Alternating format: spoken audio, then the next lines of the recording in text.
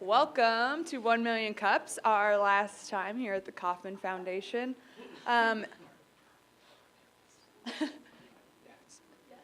Sorry, those are for our expert panelists. Welcome. Raise your hand if it's your first time here. Raise your hand if you came just because it's the last one here and you thought you needed to be here. Yes, welcome. Thank you for being here. First of all, if it's your first time, I'll tell you a little bit how this goes. We have a company present, and they present for about 6 minutes, and then we'll open it up to the audience for any questions you have for a little Q&A. And then today, we have a special treat. The Vice President of Entrepreneurship is here to talk to us for a conversation to replace one of the presenter spots. So if you could, to get started, take your phone out. We have an app that you can download called 1 Million Cups. And you can provide direct feedback to the presenters, which they really appreciate. So please do that and check in. My name is Caitlin. I'm one of the organizers. This is John, Billy, Courtney, and Kyle. And Nicole will be walking in here soon, I think. And our expert panelists. All right, we'll introduce our expert panelists after this first session, but right now we're going to get started. Kyle is going to have an awesome conversation with Victor Wang, the Vice President of Entrepreneurship. Please give him a warm welcome.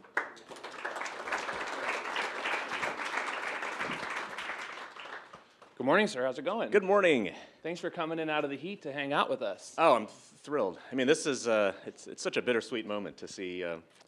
I mean, we're so proud of what 1MC has become in over 180 communities now. At the same time, it's sad to see this go after 6 years of this being here. Yeah, we're not going too far away, though. You can definitely come visit us down at 5 minutes. Yeah, so we'll be there. Excellent. I look forward to that. And we will come back to 1 Million Cups. I want to give everyone a chance to get to know you a little bit more. So you are the Vice President of Entrepreneurship here at the Kauffman Foundation. How long have you been in this gig?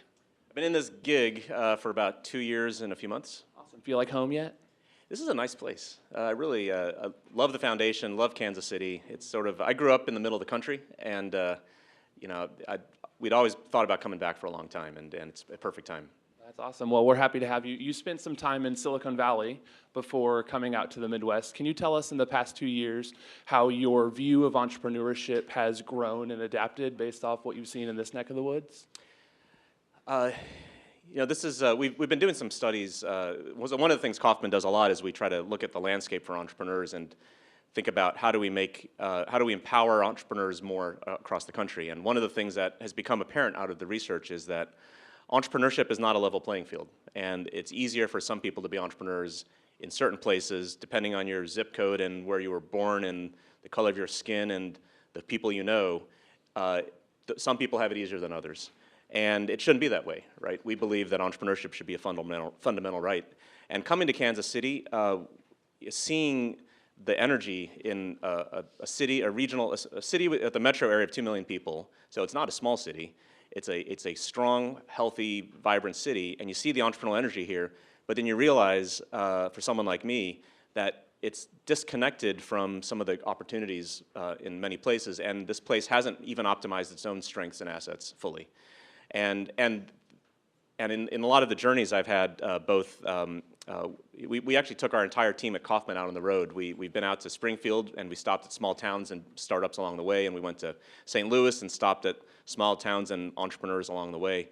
And you just see this entrepreneurial energy there. It's almost like this raw human desire that you can't suppress, but it's trying to poke out all the time. And what you want is an environment where you can nurture that more. And I think places like this just have so much. And I think is sort of, I knew it just because I grew up in the middle of the country, but seeing it and even going to small towns with 1,000 people and seeing that energy and realizing that there's so much that we could do that we're not doing, I think that's been one of the great aspects of being here. Yeah, so even as a bigwig at a foundation, you still sound like an entrepreneur. I mean, you sound exactly like the, you could have a bigger wig, but this one's nice for now.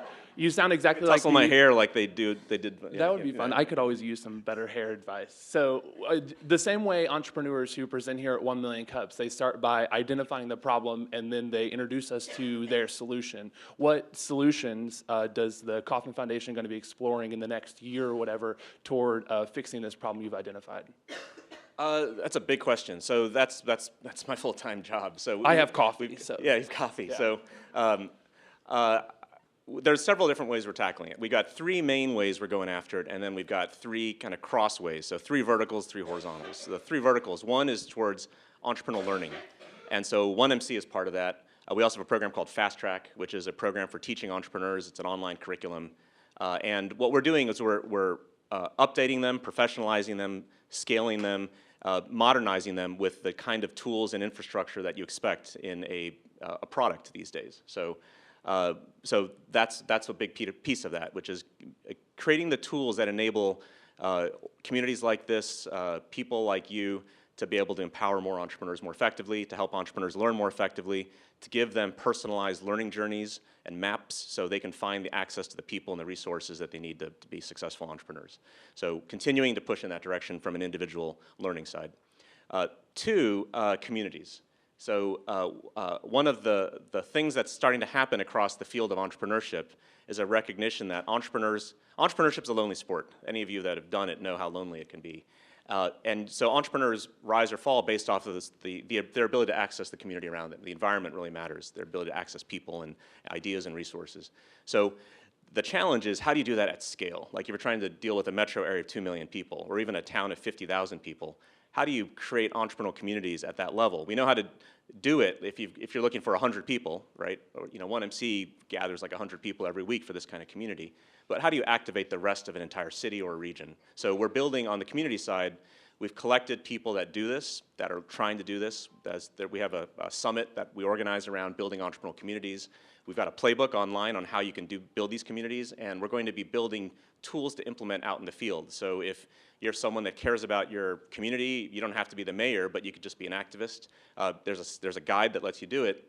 And then we're going to create more tools so people that are interested in doing it can access ways to do it. So there could be online tools, they could be canvases, they could be books, they could be frameworks and ideas. So two is communities.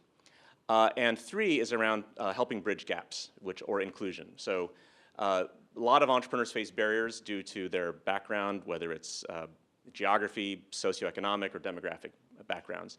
So how do we bridge those barriers and do that at scale as well? So we do grants to organizations across the country, and those organizations are trying to bridge specific gaps. And so we tackle things from people with disabilities, to veterans, to gender, to race, to geography, to a whole wide range of different issues that people face because of who they are, and they shouldn't, and we're trying to bridge those. And we're going to take that learning and we're building a community of organizations doing that so they can all share best ways to do that better. And then across that, those three horizontals, we do research and policy and experimentation. So on the research side, we kind of think of ourselves as like a skunkworks. That might date me a little bit to say skunkworks, but essentially the experimental place where we get to look for ideas on what works to make things better for entrepreneurs. So what actually works? And so we conduct research into areas such as how do you run accelerators better? How do you teach entrepreneurs better? What types of things work in communities? On the policy side, we do work at the multiple levels of government, specifically around what types of policies encourage and support entrepreneurship, and that the research supports that function in policy, but we work at the federal level, state and local level. And as one example of that, in Washington, we've helped support the creation of a new organization called the Center for American Entrepreneurship, which is the first ever advocacy group for entrepreneurs in Washington. So when they pass laws in Washington, before, you probably don't all appreciate this, but entrepreneurs don't have a voice in the policy landscape. Why? Because they're busy starting their companies and they're running their companies. It's hard to run a company and then go to Washington and spend time knocking on doors with congressional reps. So we have a voice now in Washington whose job it is to do that. And we're going to continue to expand that and find other ways to advocate. We've created a network of entrepreneurial organizations at the state level do the same thing. And the third side piece is the experimentation piece, where we actually do some kind of crazy stuff that we don't talk all that much. We don't always brag about it because it's like experimental and we don't know if it's going to work. But we're actually cloning entrepreneurs. It is. We actually have carved out a budget. We've carved out a space. We've carved out a part of our organization specifically for experimentation. And so some of you may have attended this thing we did last Saturday. It was a world building exhibition. So World building, if you're not familiar with it, it's what video game designers and movie makers use to create worlds that don't exist. So if you've seen Black Panther and you think of Wakanda, that imaginary world they created, they used a world building process to design that world that doesn't exist in the future. Well, we actually used it to try to design the future of Kansas City. And we actually did an experiment a few weeks ago where we brought in video game designers to come in with a group of leaders in Kansas City to imagine the future. And they even used virtual reality. So you could walk, it was at the corner of Linwood and Troost. You could actually walk into the bus stop there, and suddenly you could see Kansas City 20 years in the future. It was really cool. So, but we're playing with that stuff. If it works, we'll roll it out. If it doesn't work, we'll just sort of put it in the corner. And no one will see it. Yeah, entrepreneurship. You sound busy. That seems like a lot. So I want to talk about two things in there. There's the community and also the breaking down barriers. So first on the community, when I first moved to Kansas City about 3 years ago, I knew there was like this thing around entrepreneurship and people were really into it, but I wasn't really quite sure what that looked like in the real life. And actually 1 Million Cups was my first foray into Kansas City's entrepreneurial community, and is where I got to know everyone and started to find where I can provide value. So my question for you is, for these folks out here who are a member of the entrepreneurial community, whether they realize it or not, what words of advice do you have for building a healthy community from the perspective of someone who's in the weeds? And I'll say this. I mean, you said I was busy. I don't do the real work. I'm just telling you, like, the real work is done by folks like you, and it's done by folks on the ground. It's the entrepreneurs, the people supporting entrepreneurs, the people fighting the cause. And so I view our job is to help you do that better, to give you the tools and the empowerment you need to drive that. So I think my advice for you is to realize that the work you do actually matters. You know, this is the thing is, and I think this is sort of in the spirit of the country right now, which is a sense of disempowerment, that somehow all these problems, like, you can't do anything about it, right? The problems are too big. But you know, economies change, countries change, societies change from the bottom up. It's the people that are doing stuff to make things better. And entrepreneurship is the main vehicle by which a society creates value and creates better things that last. And so the work you're doing, entrepreneur by entrepreneur, you know, coffee cup by coffee cup, that is the front line of the battle. And I mean that. It's very personal to me. I think we are in a contest for the future of what this country is. And it's got to be entrepreneurs at the front edge of that. And so communities like this, people like you showing up every week is absolutely, absolutely critical. So with that in mind, how can folks who are in the community help to break down barriers to entrepreneurship? What could that look like? At the individual level, so every month, out of 1,000 people, 3 of them decide to start a business. And so we tend to focus our attention on those 3 people. But what I like about 1MC is it focuses on also the 997. And so that's what the 997 are about. And that's the things you can do. They're the things that you kind of know them already. It's reaching out to folks, lending a hand, offering an introduction or referral, being able to open a door for someone, buying a first product that a customer launches, telling someone about a new restaurant that just opened up that someone has put their life's fortune on the line to start. I mean, that kind of stuff. It's mission critical stuff, and it just matters. And people ask what the secret of Silicon Valley is, and I spent 9 years out there. And it's not the stuff that people usually say. It's not the money. It's not Stanford. It's not the tech. It's the fact that people are willing to try stuff and they're willing to support the creation of new stuff. And that propagates out, and it becomes the money. It becomes the tech. It becomes all that, which is people they love the aspect of creating something new to solve things and to make those things, and then people adopt it and they try it out. And so the early adopters, the people that take risks on things, as a community, it all works. And when you get that to happen at scale is where you see that explosion happen. You said something earlier that I think is really important about an entrepreneur is never alone. And if they are alone, they don't need to be. There's a community out there ready to provide support. So I know when I speak with people who are interested in entrepreneurship in Kansas City, I always let them know 3 things. The first one is, to your point, they should never be alone. There are all sorts of people around town who want to help them succeed. The second one is, it doesn't need to be expensive right off the bat. Don't pay for a thing before you find out if you can get it for free somewhere in Kansas City.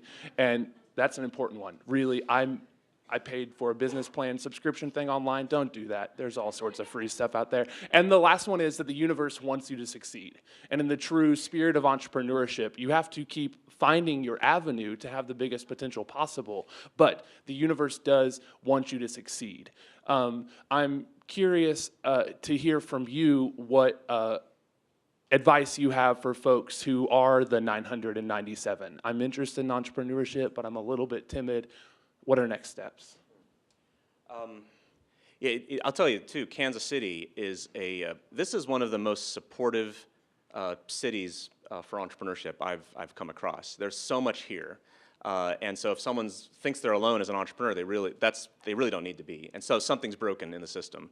And I think there are gaps in the community where some of those things don't happen, where there's help available, there's resources available, people don't access them for whatever reason, they don't access them. And so, what was your question again? For the 997 who entrepreneurship is interesting, yeah, what do they advice? do? Yeah. Your participation in, first of all, the best way to learn about entrepreneurship is to be around entrepreneurs and to learn as you observe. And I think 1MC is a great way to observe that and participate. But to join up in some of these efforts and to help them. I mean, there's ways, it's not, to join a startup doesn't mean that you have to be a full-time employee of a startup, right? It's sort of rings of affiliation. So you have the people that are super close that are doing it full-time, but then there's the people that are just helping out in other ways. And it's that cloud of support around the entrepreneurial process where someone learns how to do it. So I was in, it was Wichita, I think last year, and I did a talk there, and I met a guy, and he just launched a new product. And I started talking to him and asked how long. He said he'd been thinking about it for 12 years. And I was thinking, wow, 12 years. And he finally launched it, and I'm on his mailing list now. But he took these little collar tabs that are in men's shirts, and he created a version of it that lets you button up your sleeve. And it helps people with arthritis or people that are just too lazy to button up their sleeve. But a lot of people with disabilities could use this collar tab that lets you button up your sleeve. It took him 12 years. And I was just thinking, but he was a regular attendee of 1 Million Cups. And so it was 1 Million Cups that brought him into that and helped open him up, sitting there for so many years just thinking about this idea in the back of his head, but it led him to those resources. And we hear these types of stories all the time of people that come to this event in any one of 180 communities across the country where they get ideas, they get inspiration, they get connections, and they build their business out of that. So this may be news to some. 1 Million Cups actually started right here in this room that you're sitting in right now 6 years ago. And it started in a very simple way. There were a couple guys at the foundation who were tasked with caring about Kansas City's entrepreneurs, and they sat down and went, so how many entrepreneurs do you know? And one guy went, uh-oh. And the other guy went, how many entrepreneurs do you know? Uh-oh, we can't even get off one hand. So to that end, they were like, let's build a platform where we can get to know entrepreneurs. And it stuck. It really worked. 1 Million Cups launched here, and as you mentioned, is now headed toward 200 around the nation. It's a great platform for anyone who is an entrepreneur to go out and get feedback from the community and begin to build out their network. And it's also a great opportunity for folks who are interested in entrepreneurship to come and, as Victor was saying, start to get to know people and start to learn firsthand from entrepreneurs. You've mentioned a few times that 1 Million Cups is a part of Kauffman's strategy moving forward. That's exciting. And can you talk more about that? 1 Million Cups is one of these amazing assets, and I wish, I wasn't here when it started. Actually, Bo, you were around, right? No? But I think it was one of these things where it started accidentally. Really is just a way to kind of share information, right, and learn. But it started to take off, right? And then I think it was Des Moines was the other one, and then someone said, hey, why don't we do that? And then it grew, and Cedar Rapids joined soon. I think Nashville joined soon after that. But it just continued to grow. And I think that accident has turned into one of the most amazing things that the foundation has been a part of. And so what we're looking at doing is really continuing to modernize it and provide the resources to scale it effectively. So, right now, we don't know all the people that show up to 1 Million Cups events around the country every week. We want to be able to start capturing that. We don't know all the entrepreneurs and what happens to them after they present, and track that and be able to bring them back into the loop and create that full circle of that environment of support. And so we want to do that as well. Those types of tools are the things that the organizers are asking for, the entrepreneurs are asking for, the attendees are asking for. We need to be able to build that kind of infrastructure to help you. And it's a lot to wrap our arms around because it's growing so fast, right? And we don't even really market it, it just keeps growing because people want it and it works. But we need to build that infrastructure to be able to help people. So I'll use this time to plug in our little announcement again to make sure everyone remembers. We are taking July off, and then we are relaunching in August at Plexpod Westport Commons, which is right down on 39th and Warwick. You'll see all sorts of announcements in the next month to remind you of our new location. We're excited for all of you to join us. We are excited to keep growing and adapting 1 Million Cups to better serve our entrepreneurs and be able to experiment with some new exciting stuff down there. I hope you will join us as well. Absolutely. Excellent. So I want to wrap up by saying thank you to you and the foundation for being such excellent. I mean, it's like this. You guys have been awesome to us. We have really, really, really enjoyed our time here, and we'll miss seeing all of your faces, but are also proud to know that we can breathe some fresh life into a 6-year-old program that's still awesome and start to do more exciting stuff for our entrepreneurs. So I'm wondering if you have an aloha for us as well. Aloha. So proud of 1 Million Cups. I mean, this is sort of the moment. My kids are, I got a teenager right now, so I assume this is what it's like when they go to college. It's like this sense of like accomplishment and thrill, yet sadness that they're going away, and I think that's the same here. We're so proud of this, of 1 Million Cups, to start from 6 years ago with people just sitting in a room and just chatting, to launching out on its own into 5 minutes away, but it still feels like far away. But we're so proud of it, and we now have over 180 communities. We have 1,000 volunteers we're organizing, and the number of entrepreneurs that have come through that is just literally countless right now, and we just couldn't be prouder. So thank you very much. Thanks for everything you guys do as organizers. Thanks for the attendees who contribute week after week. Thanks to the entrepreneurs who are out there in the trenches, blood, sweat, and tears making this stuff happen. Really, thank you very much. Excellent. Let's all say thank you to Victor for joining us this morning. All right. And it would not be 1 Million Cups if we did not wrap up here at the Kauffman Foundation by featuring an awesome entrepreneur. So I'm going to let Nicole do some announcements, and we'll start to get things set up here. Okay, I was going to do some announcements, but we actually don't have any. Kyle stole my thunder and talked about us taking July off, so thanks for that. Okay, we're gonna do mug club, so Courtney, if you could help me out. Who has been here 10 or more times? Who has not gotten a mug yet? Right there. You were very colorful today, it helped you out. Do you want to introduce yourself and tell us why you've been coming to 1 Million Cups? Hi, I'm Kathy Rusnak, and I came in the early days, and it was just about building relationships and getting involved. Yes, well, welcome to Mug Club, Kathy. All right, we're gonna have, thank you for coming. We're gonna have Melissa introduce herself. She is our solo panelist for today. Hi guys, Melissa Roberts here. I'm with the Enterprise Center in Johnson County.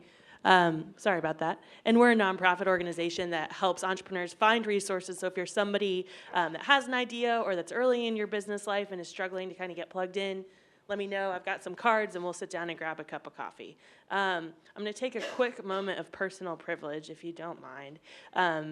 Because, 1 Million Cups has been an amazing program, something that, has really helped me get plugged into the community. And I think back to all the people that I met here for the first time, and my network would be totally different. So I know that you all know this, but every week 1 Million Cups is organized by a team of volunteers.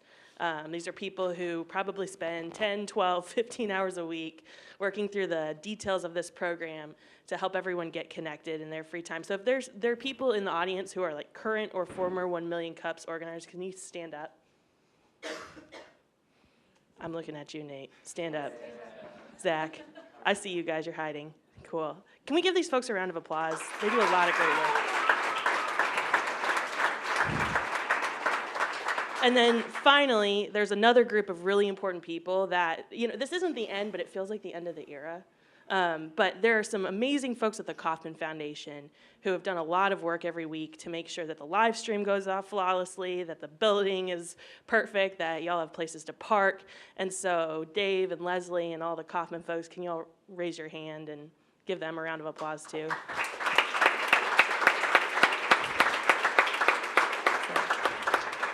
Thank you, guys. Thank you. Okay, we're going to welcome our next, I guess our only presenter today, Steve with Creek Cooler. Thank you. Round of applause, everybody. We're going to play a quick video.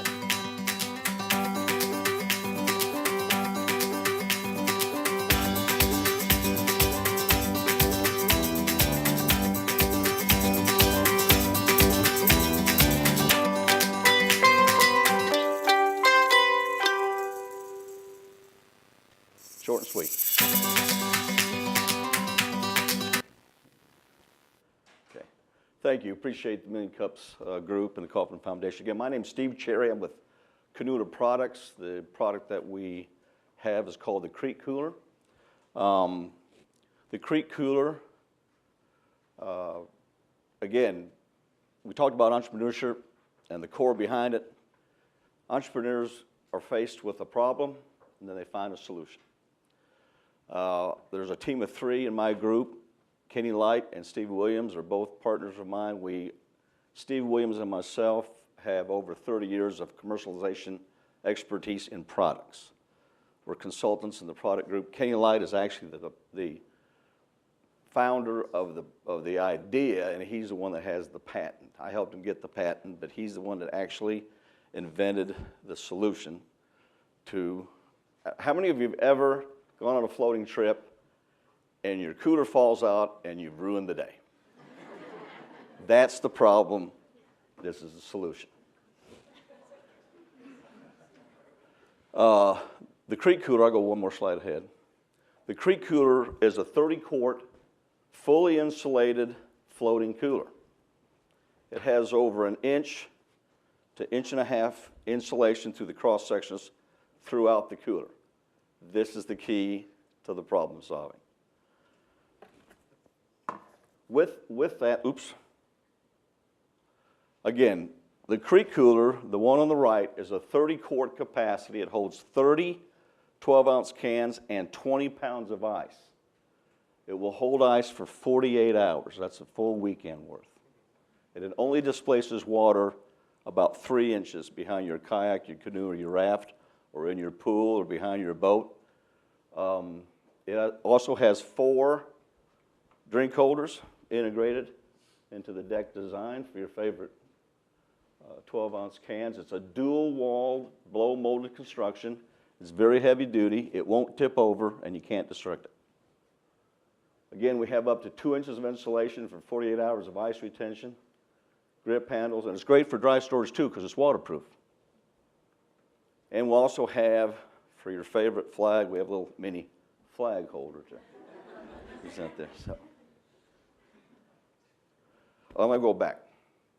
This is our new product. This is called the Pup. This is the Creek Cooler Pup. This is a 15-quart version. It'll hold 15 to 18 12-ounce cans and 10 pounds of ice, and have the same structural ice retention. This is available in the spring of 19.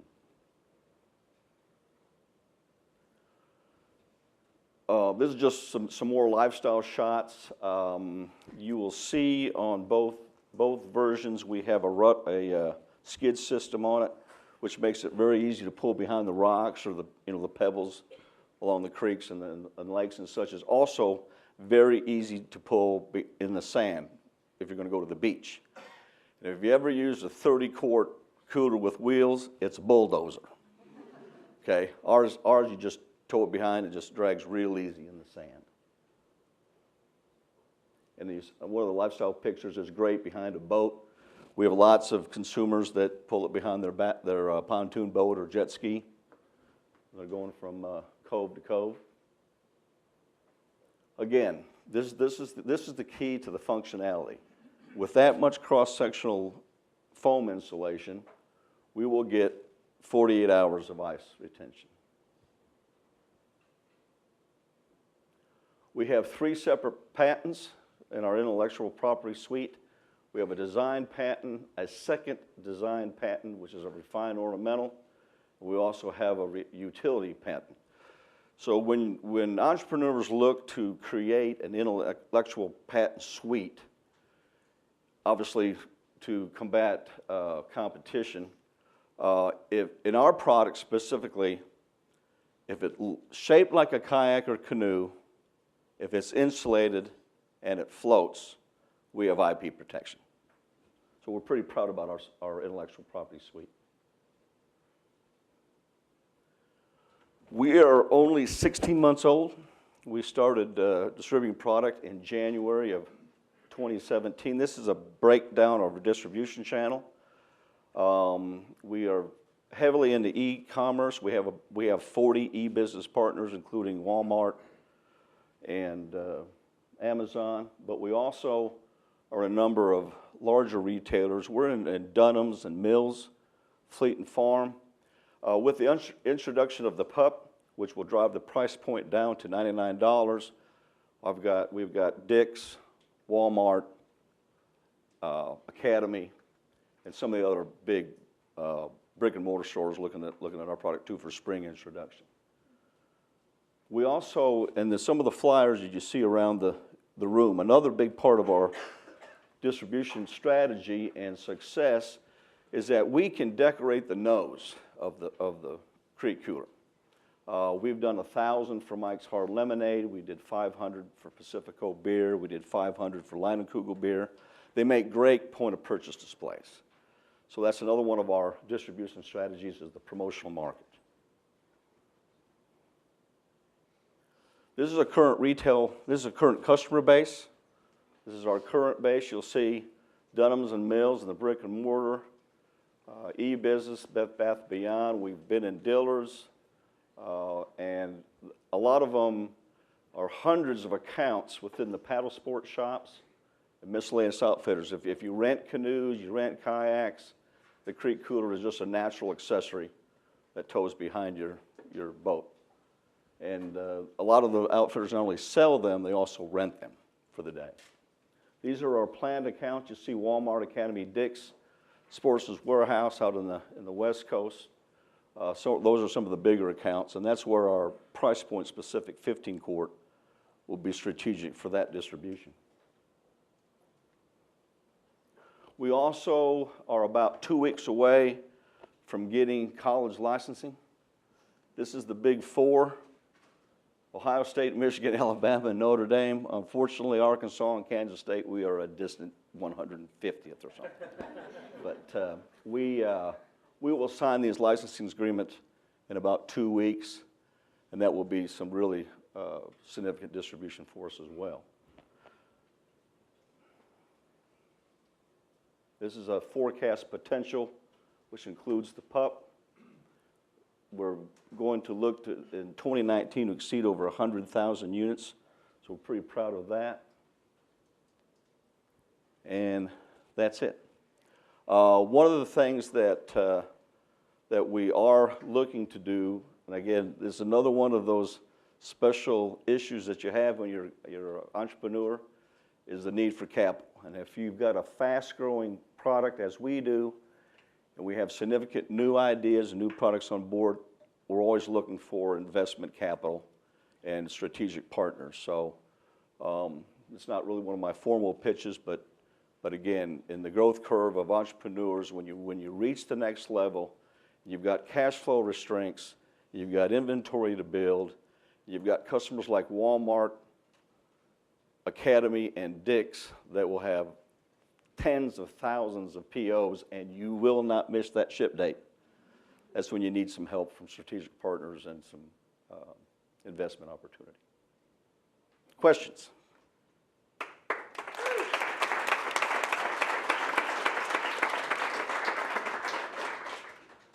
Okay, I'm going to kick it off with a few. Sure. So, as somebody who, you seem like a serial entrepreneur. You've probably been involved in more than one concept. You said you're a product commercialization expert.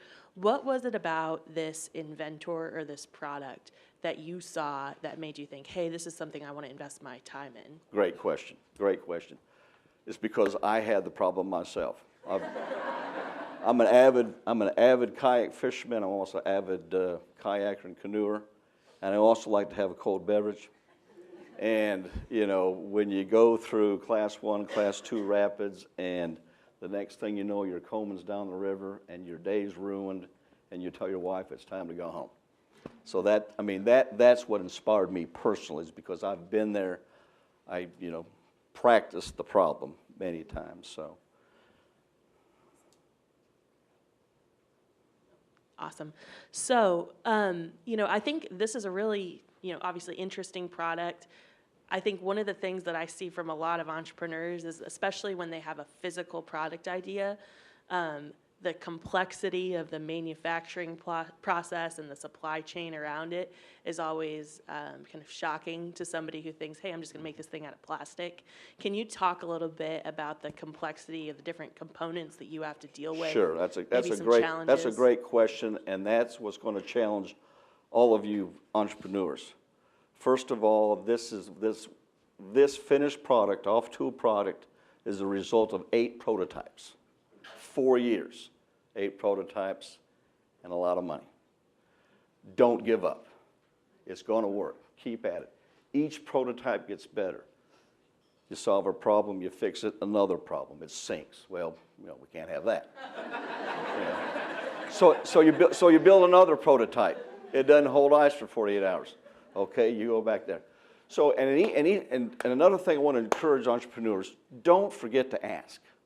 There's people generally out there to help you. For instance, ours sank, it didn't hold ice for 48 hours, and it didn't navigate behind your kayak very well. We were fortunate enough to have a gentleman reach out to us who's a kayak hull designer. So we had 4 years and 8 prototypes, and he had 45 minutes in a CAD design. So those people are out there. Reach out to them. They're willing to help. The other thing about supply chain, probably in our case, because we've been in business so long, I'm an ex-Daisy guy, and if you ever, everybody's heard of the Red Ryder. We had lots of plastics, so we had lots of plastics experience. So plastics wasn't new to us. I was on a Walmart product challenge team for about 10 years. So I was friends with the Coleman and Igloo guys. They told me how to get foam. Didn't really have a competitive product, but they told me which foam to get. So, just those type of relationships helped us, divide and conquer the supply chain. But if you're a startup entrepreneur and don't have those, look, there's Million Cups, there's groups out there, they know the supply chain, or they can help you get there. So I would encourage that. Excellent. Yeah, absolutely. And then last question before we open it up to the great wide crowd. You've got a basic version. You've got a small version. What's next? What does the growth of this brand look like? The next is specific markets. Again, we talked about the college licensing. We talked about the point of purchase with brands. That's a lot of work and a lot of connections and sales reps and such. On the product side, and another thing that's very dear to my heart is kayak fishing. We've got a live well version that comes after the pup, and then we'll see what takes us from there. So, yeah. Yes, ma'am. Sorry, real quick, just so we can take the microphone around. We'll be right over to you. If you have questions, get your hands up, and we will start here on your left. Yes, sir. Real quick, where do you manufacture? We're in Rogers, Arkansas. And that's where your manufacturing facility is? Yes, sir. Okay, so it's blow molded. Now, everything I've been told has said, oh, you can't afford to manufacture in the U.S., you have to do it overseas in China. How did you overcome that, or is that not really true? Probably, and it's personally, 27 years of my life was overseas sourcing. And I don't want another plane ticket to China. So, so our core value, the three owners of the company, our core value is made in USA. And probably the only thing that will change that would be an investment group that wants to see some better margin. We're giving up margin, but our core value is made in America. That's very near and dear to our heart.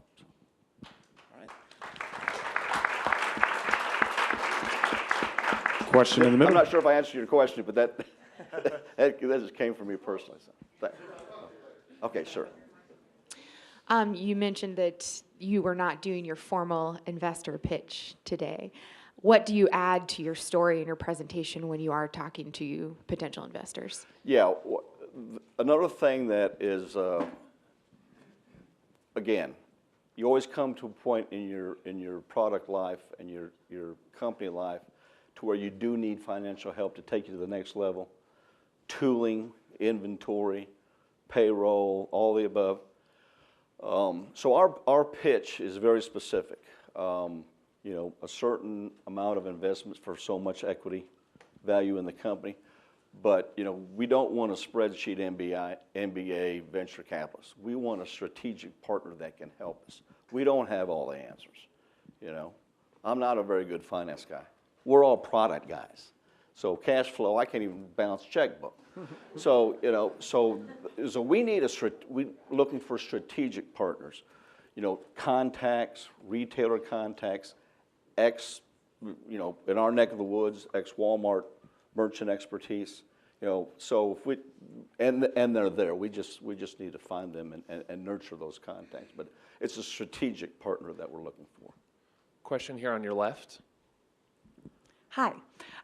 In your pictures, it shows that this could go in any water. I mean, if you're at the beach, I assume that means you could go in the ocean. So, number one, are you focusing on just the kayak canoe market? Like, is that your number one market and where you want to put the majority of your money? Obviously, e-commerce, people could buy them for anywhere. And number two, how does the product do if, you know, we're out in waves, which I would call 1 o'clock on a Saturday at Lake of the Ozarks? Right. You know, Sure. It's basically like the ocean. So how does it do, if it does flip, does it still hold everything? You know, Sure. that's where I would be Let me address taking your it. first question first. Probably because of bandwidth, and that's also associated with a strategic partner.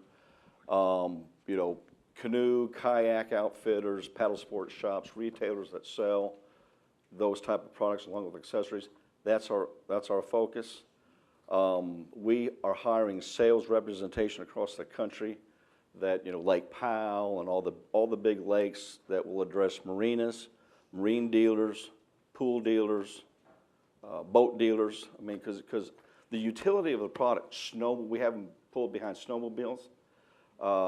The utility of the product lends itself to more distribution.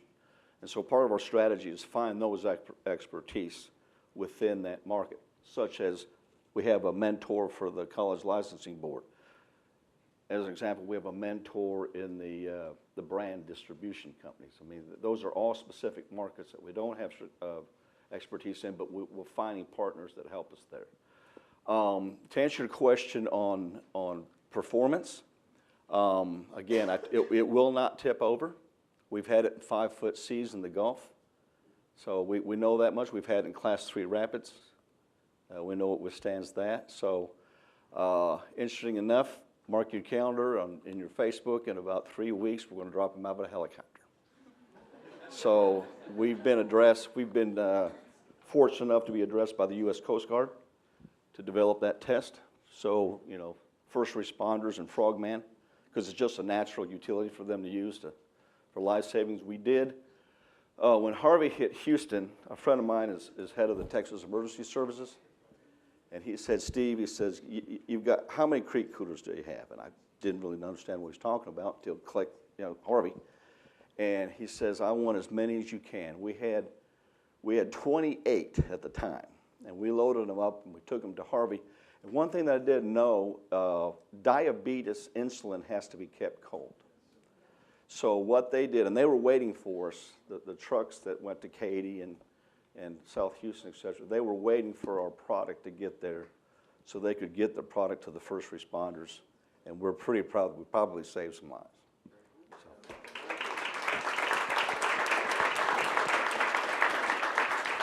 Okay, Steve. Did I address everything? Okay. We actually have a question from Twitter. So Bob King wants to know, what customer validation methods did you use to determine demand in developing your products? Ex-sales reps that I had in Daisy. They're in the sporting goods business, so. Another question. Yes, ma'am. Question here on your left. I was intrigued by the customer list, and I'm curious, when did you start approaching early adopters during the product development cycle, and when did you get that first meeting with a dolphin or a whale? At what point was the product in when you had those early conversations? Well, because of my past experience and knowing a lot of the major retail buyers, and to the point where I answered on the sales reps, I went to my trusted sales reps who understand that retail base there. And we talked about the product, the utility, the margin targets, the retail price point. And I also talked to ex-buyers that I had. Not only, even though it was a Daisy air gun, they still had other members of their merchant team that were either the cooler buyer or the paddle sports accessory buyer. So he just walked over a couple of desks over and said, hey, confidentially, I got a buddy of mine that's got a floating cooler. What do you think the price point, margin targets? So just using that past expertise is where we, got input and feedback from early adapters, and that was well before we had it tooled. So we wanted that input first before we had the risk of a, several $100,000 investment in tooling. And was the product ready to go to market when you had some of those? No, that was probably prototype number 6 at the time. But we wanted that feedback and that confidence before we went to hard tools. So in a way, we had some soft commitments from some retailers, especially paddle sports shops and outfitters, before we went to hard tool. Question up front. You said that you have a lot of you started with a lot of e-commerce. Do you know, starting out and current, where lots of your drive marketing-wise comes from? Is it social media, SEO searches, ads? 100% social media. And I'm not an expert in that either. What platforms are you on? Facebook, Twitter, Instagram. I got those 3 right. Question here on your left. Hi. So obviously you have a really great product. You're getting a lot of good recognition, and you've taken all the steps to protect your product. But with that comes a lot of attention from all these other people in the market who might want to try to do the same thing. So have you experienced any sort of copycats, so to say? We've got one already. It was tooled in China. I'm fortunate enough to have excuse the expression, a badass patent attorney. We were able to have Customs seize the container in Houston, and it's collecting dust as we speak. But to further answer your question, even though you have a good suite of intellectual property, there's always holes. You have to be prepared for that. Prepared 2 ways. Develop more in your intellectual suite. Draw this circle, patent 1. Draw this circle, patent 2. Draw this circle, patent 3. So as they dive the darts into that, they may break this barrier, but you got the second one here. And they continue to dive, then you got that core barrier. So a good patent attorney will help you build that core nucleus of the patent suite. Okay. The other thing is put money in the bank, because you're going to need it to pay the patent attorney to get that Customs seizure. So We have a question in the back. So as an entrepreneur, you can wear 10 different million hats. I'm an excellent fork truck driver. Yes. Right. How do you find that you balance between what's the most important thing for me to be spending my time on today? And then second part of that question, if there was like one topic in this room that somebody was an expert on that could sit down with you and talk about, is there one topic that could like unlock a key and help you scale more than you already are? Let me answer the second question first. Capital investment. That is our current exact strategic need now. And what was the first question? Sorry, the second one just completely. Balancing the 10,000 hats. Yeah, that's every entrepreneur's bandwidth nightmare. It's what's hot that day, is to be honest with you. And another part about the capital investment and the growth curve of the company, that's to build your team. You know, build those other hats that need to be worn every day versus the 16-hour days we have now. But that's an entrepreneur's curve. Be prepared to do that. Don't be short of grit. You won't make it if you're not short of grit. We have a question from Twitter, and actually, fun fact on this one, it is from Cameron Cushman, who's one of the founders of 1 Million Cups. So can everyone clap for Cameron and say, thank you? Cameron asks, do you see selling to a company like Yeti or Coleman, or do you expect to grow this yourself? What is your exit strategy? That's the end game, yes, sir. Yeah, it'd be, no one's here signing an NDA, but a Newell Rubbermaid, a Jackson kayak, Old Town canoe, that's every entrepreneur's dream come true, is for someone to acquire their company. But those are end targets for us. Another question here on your left. Hi, I'll step up so you can see me here. So Walmart, which seems like sort of the pinnacle for product people to get to Walmart. You hear stories about pitfalls of Walmart squeezing margins, whether they're true or not. But tell us a little bit more about, you've had some experience with Walmart. Tell us about your experience, how you got in there, what your strategy is, as much as you can share without signing an NDA. Sure, with yeah. Walmart. Everyone hears the horror stories behind Walmart, and it's not any different than any other big box store. They're all fair, they're all human beings, but they do have challenging margin expectations. You just have to be smart about it. You have to be smart about it in your cost of goods. You have to be smart about it in your vendor supply chain. Make sure that you've got really good partners that can help you ramp up, and you've got to have trained employees, because I don't care what widget it is. All of a sudden you're going to have a PO on the desk, and now you've got 10 times you've ever built before. You need to be one step ahead of the curve to understand what's the time frame to do that, and share that vision and share that expectations with your supply chain. Make sure that they can ramp up. They're going to get just as excited about it as you can. But again, you will face margin expectations, but again, your volume should help make up some of those margin losses with decreased cost of goods. So, but my experience has been, and I've known the buyers of all the big box stores, they're fair. And if you execute and your product's selling through, you'll get repeat POs, and they will also help you drive new products, because they're going to demand that, you're a trusted, selected vendor. We want to see more products from you. That's where you develop that relationship. We have a question in the back. Hi, Cody Isbell. So you'd mentioned your sales force a couple times. What exactly does your sales force look like, and what issues do they run into when they're trying to sell your product? I utilize sales representations per market. I have paddle sports shops, sales representation throughout the country. Lots of years' experience calling on paddle sports shops. They sell canoes, kayaks, paddles, PFDs. I use them. I also use sales representations in the general sporting goods. Call on mom and pop, just general merchandise spot, and the larger brick and mortar. I have a mentor and a sales rep that addresses the college licensing distribution. Then I also use a sales rep set of folks that address the promotional distributors market. And that's a very different market than retail, because you call on the distributor that calls on Harry's insurance company. And they want to get a PO off of Harry so that he can put 6 Creek coolers with his insurance company logo on. The home runs are the Mike's Hard Lemonade and the Line and Kugels in the Pacific.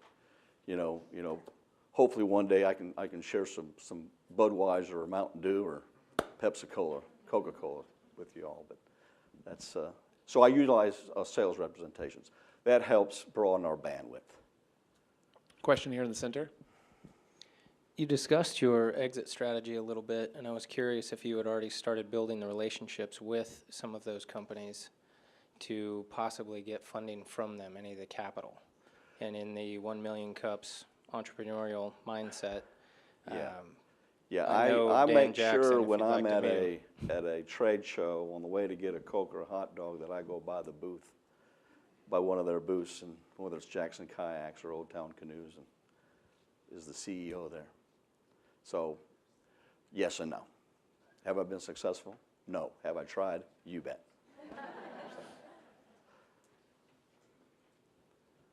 So our final question for you is, what can we as a community do for you? All the above. All the above. As our company grows, we'd like to be in that, share the experience that Mr. Wang talked about, share the experience, help others, People helped us, we're sure willing to help others in their path as well. And of course, whatever, in the million cups, contact situations, if there's, you've heard my speech, you know where my pitfalls are. If there's someone you think would be a good fit for us, we'd appreciate that. Well, and I also hear that Fort Worth is actually listening in today, so I think you have a larger audience than what you originally planned. So thank you, Fort Worth. Ask him to go visit Austin Kayak and Canoe. Well, you just did. There you go. Thank you so much for your presentation Thank today, you. Steve.